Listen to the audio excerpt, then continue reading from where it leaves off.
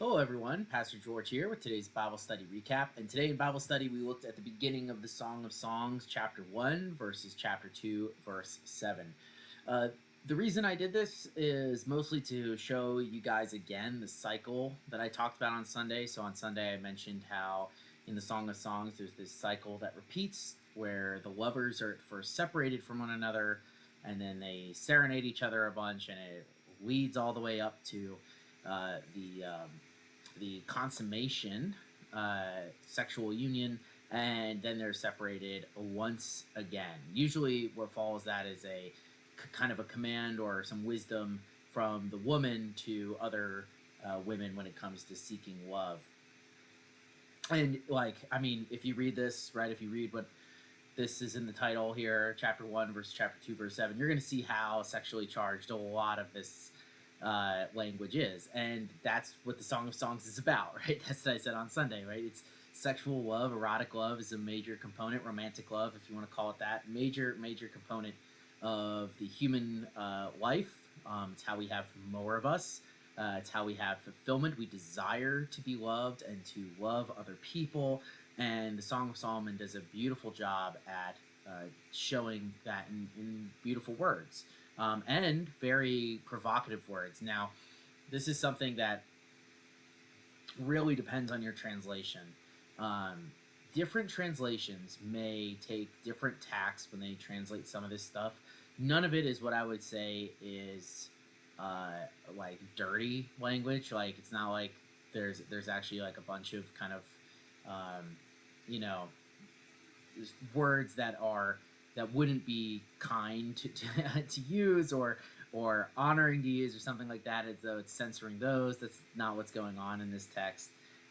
But there are certain parts of this where there's tons of euphemism, and sometimes the way that it translates, the translators might choose a more tame way to translate something. Depends on your version. So, for instance, in the ESV, this is kind of an important thing, right? So, um, if you go to verse 13, uh, it says, "My beloved to me is a sachet of myrrh that lies between my breasts." Now, that is a way of saying it, right? So the imagery is that it's like a little pennant that is between her breasts, right? But literally, that Hebrew word to lie, it doesn't mean just like to rest down. It is certainly sexual in nature. It actually in Hebrew says he spends the night between my breasts. And you can see right there, right? So the ESV did not tend to go literal on that, which is interesting because it's usually a more literal translation. So you can go and you can look at a bunch of translations to see how they might translate that, and you'll see that there is some debate. And I don't want to say censorship. Censorship implies that they're trying to hide something that's there. Usually these things are done for the purpose of the taste of the editors. Now, I'm not saying that that's a good or a bad thing.